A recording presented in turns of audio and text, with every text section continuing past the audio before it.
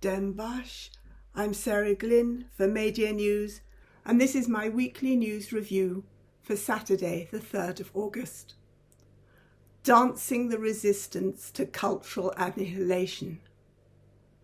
I want to focus this week on the Turkish state's persistent attempt to erase Kurdish culture and Kurdish identity. But of course this is happening at a time when the whole region is in turmoil, so I will begin with a Kurdish perspective of the bigger geopolitical picture after Israel's assassinations in Lebanon and Iran. As the Middle East holds its breath and experts and amateurs tap out long speculations of what might happen next in this most volatile part of the world, I will attempt to highlight particular threats facing the region's Kurds, without attempting too much crystal ball gazing. Besides general concerns over the spread of the fighting into new areas and countries, there are worries about the impact of the different alliances and power struggles being played out across the region. Kurds have suffered in all the four main countries that have control over their homeland: Turkey, Iran, Iraq and Syria. But the trigger for more difficulties now could be their relationship with the United States. America provided vital air support when the Kurds in Syria were fighting for their existence against ISIS, and the continued presence of US troops in North and East Syria prevents Turkey from carrying out another ground invasion. Their tactical alliance with the United States has provided the autonomous administration of North and East Syria with a lifeline, but it has also tied them practically and very visually to a country that is increasingly hated. The United States is hated not only for its own bullying and predatory practices, but also for its unconditional support for Israel, even as Israel commits horrific war crimes and genocide. Other regional actors want to see American forces leave both Syria and Iraq. Earlier in Israel's war, Iraqi militias in Iran's axis of resistance attacked American bases in Syria and Iraq, and America retaliated. On Tuesday, not long after Israel assassinated a senior member of Hezbollah in Beirut, and the day before Israel assassinated the political head of Hamas, Ismail Haniyeh, as he visited Tehran, the United States carried out a preemptive strike against pro-Iranian militias that are part of Iraq's popular mobilization units and killed 4 people. The US claimed that the militias were preparing to launch attack drones. The militias claimed the drones were for non-military purposes. Already a week ago in Syria, Iran-backed militias launched missiles at the US base in the Conoco gas field in Deir ez-Zor, prompting American retaliation.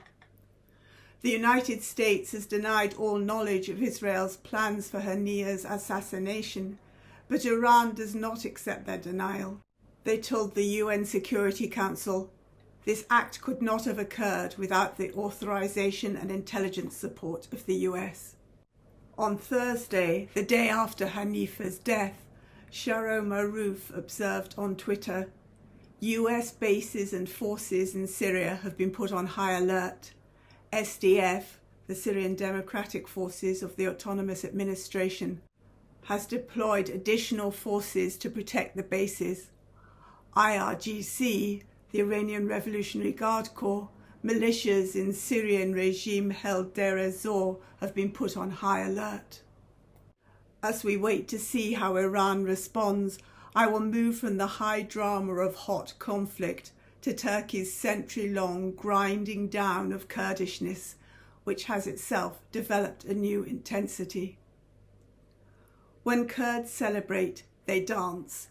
Anyone who's seen videos of Kurdish gatherings or even of Kurdish fighters will be familiar with the lines of men and women moving energetically together.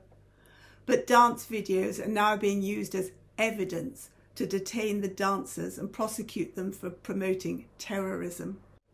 I recorded last week how a group of young men in Mersin were detained for dancing halay, or govend in Kurdish, on the beach. This detention has become part of a trend, and Kurds have responded by defiantly posting more dance videos. The Mersin dancers were accused under counter-terrorism law of making propaganda for the organisation, meaning the PKK, with the authorities emphasising that they were dancing to revolutionary songs and making revolutionary slogans. These detentions were followed by the detention of 6 people in Agri, 6 more in Sirt, at least 18 in Istanbul, 7 in Hakkari and 7 in Dicle, all for dancing or playing music at weddings, while a man on military service in Aydin was also detained for dancing. Several of those detained were subsequently arrested. Yeni Özgür Politika explains that the Turkish state, quote, "know that halay, govend, is the Kurds' symbol of resistance.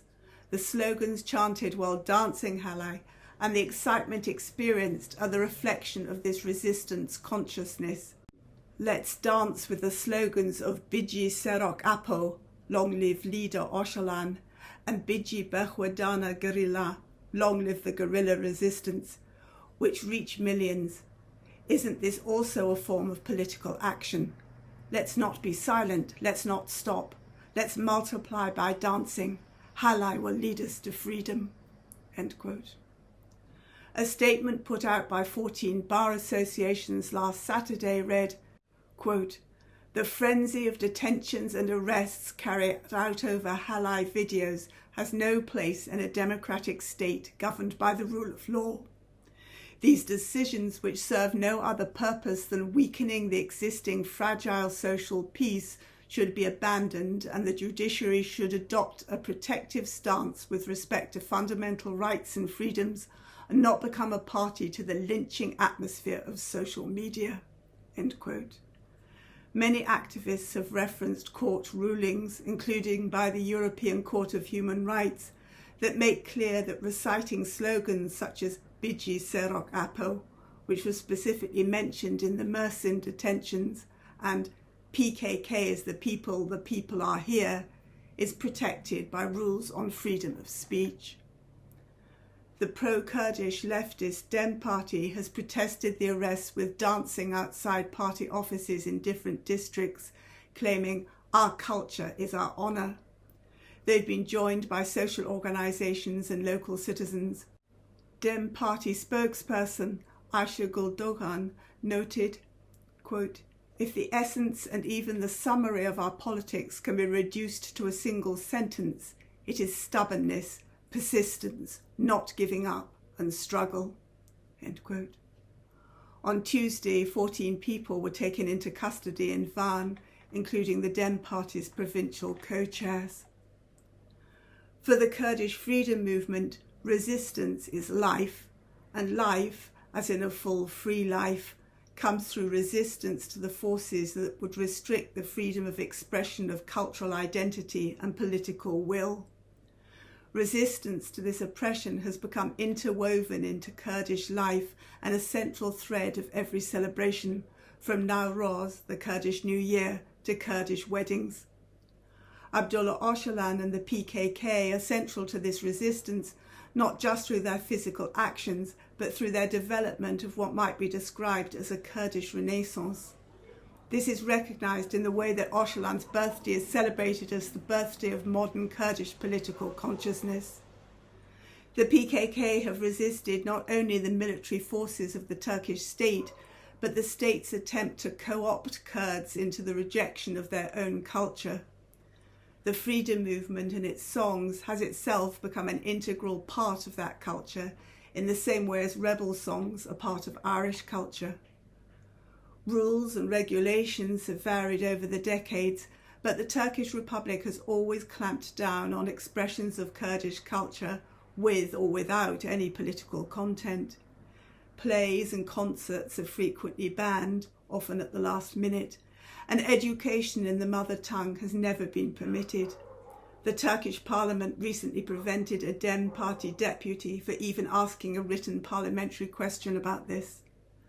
Among the many abuses suffered by political prisoners is the holding back of Kurdish letters, books and newspapers. Currently, the language struggle is quite literally being played out on the streets.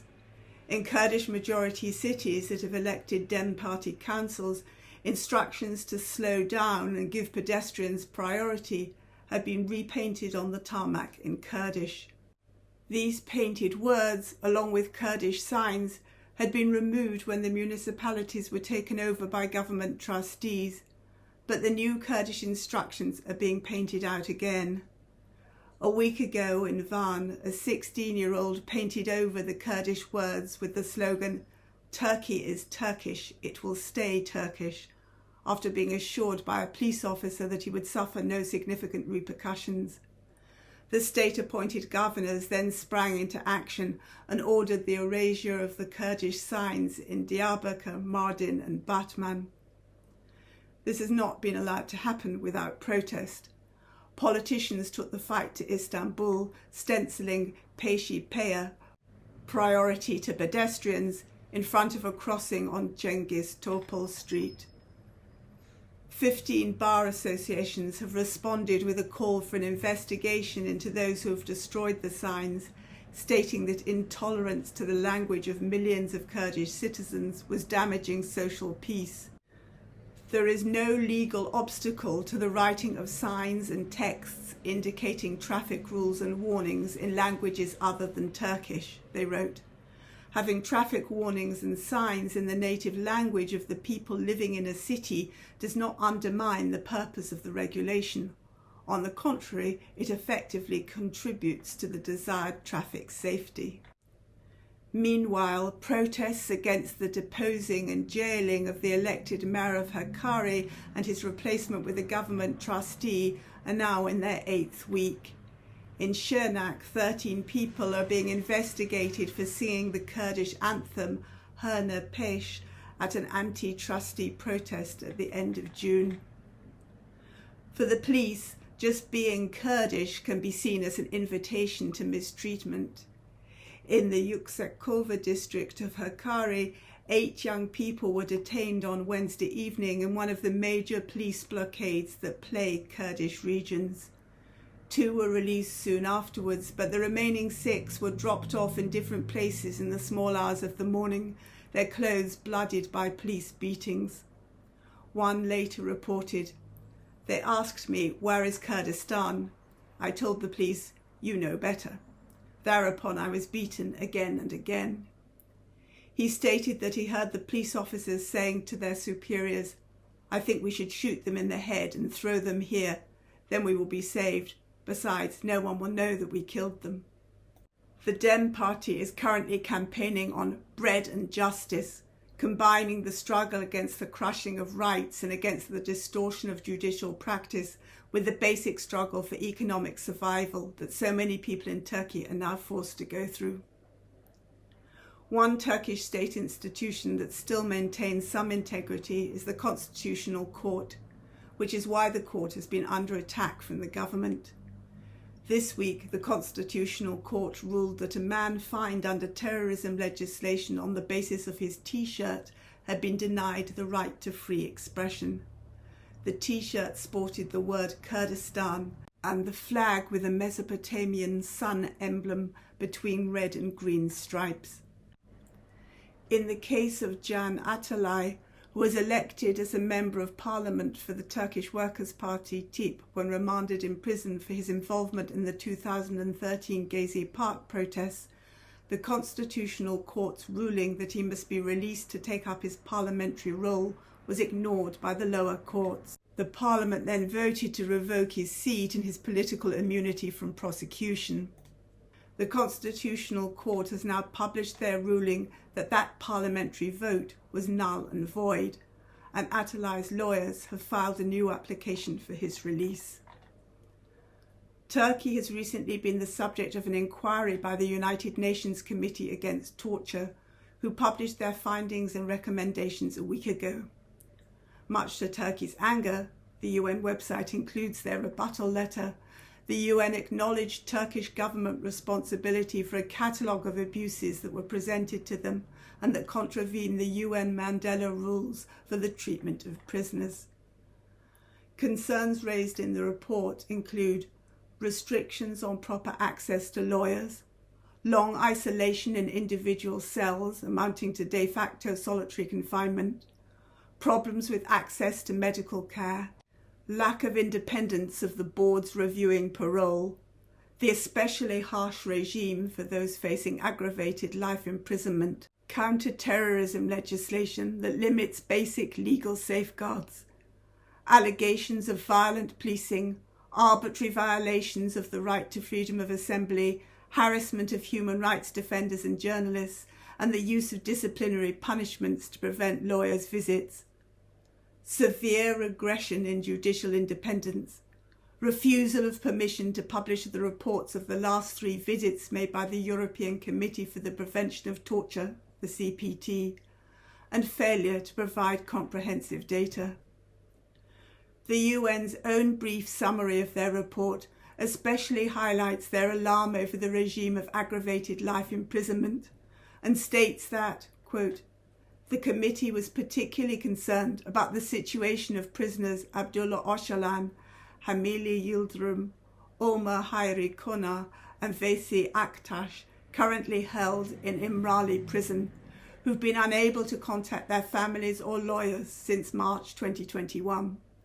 The committee recommended that the state party, that is Turkey, consider abolishing the penalty of aggravated life imprisonment and immediately facilitate contact between prisoners held in İmralı prison and their families and legal representatives.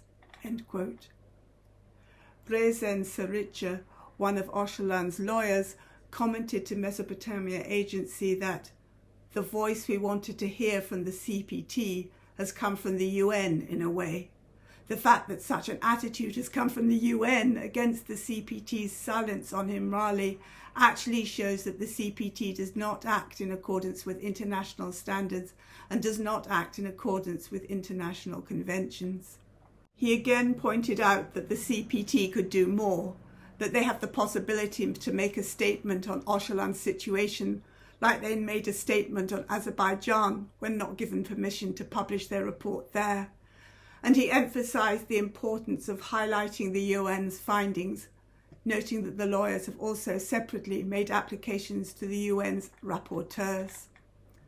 Sarıcı observes that even talking about the isolation in İmralı today is a problem, but that the source of the bans, torture, cases, and this order devoid of law in Turkey stems from the isolation system in İmralı and the silence towards it.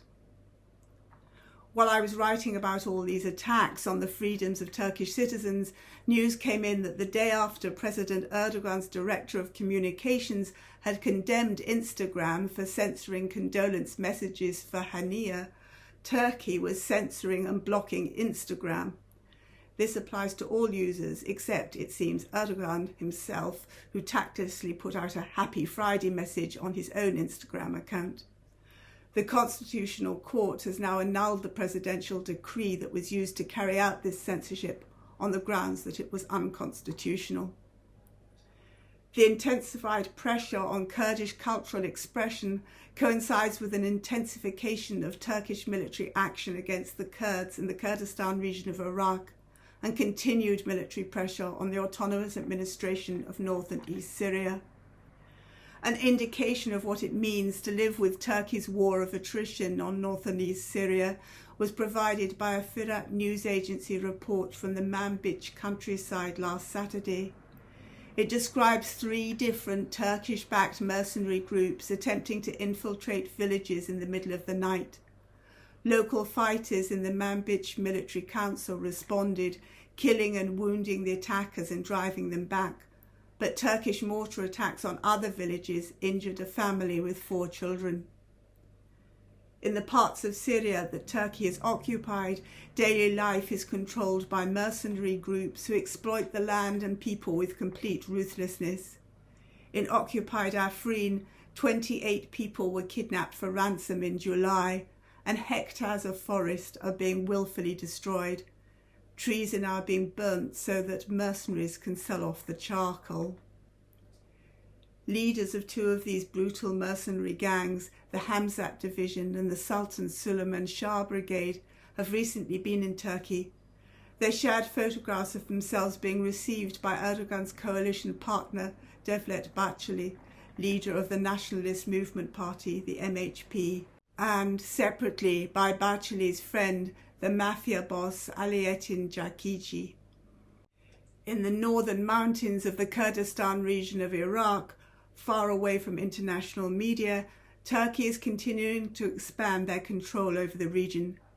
Community peacemaker teams reports that a further 4 villages have been emptied out, with villagers given just 9 hours to gather up their belongings, including beehives.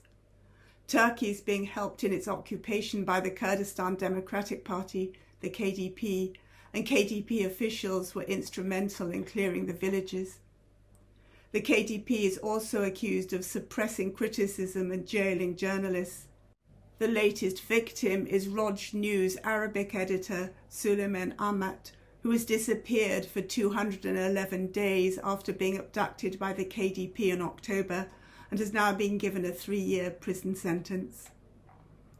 Today, it is exactly 10 years since the start of the ISIS genocide of the Yazidis in Shangal or Sinjar in northwest Iraq. Over 5,000 men and elderly were murdered, over 6,000 women and children were captured, and 400,000 people had to flee their homes. 2,800 people are still unaccounted for, and over 180,000 people are still displaced, with the vast majority living in IDP camps in the Kurdistan region of Iraq. These camps were threatened with closure at the end of July by Iraq's federal government, but the deadline has been extended a little to the end of the year. The reconstruction of Shangal has been minimal, and Turkish attacks further discourage people from returning. International intervention has become embroiled in politics, with the United Nations endorsing a plan that ignored Yazidi views and the strong Yazidi wish for autonomy in favour of handing control to the Iraqi federal government and the KDP-dominated Kurdistan regional government, the 2 forces that abandoned the Yazidis to ISIS 10 years ago. I will end with an update on the Kurdish activist trapped in Serbia after the refusal of Turkey's Interpol request to have him extradited. In a reminder that bureaucratic cruelty is by no means restricted to Turkey, Ecevit Parolu, who spent 3 years in detention in Serbia, has been told he must leave the country, but was forbidden to board the Austrian Airways flight that was booked to take him to Jordan. Serbia and Austria blame each other for the prohibition.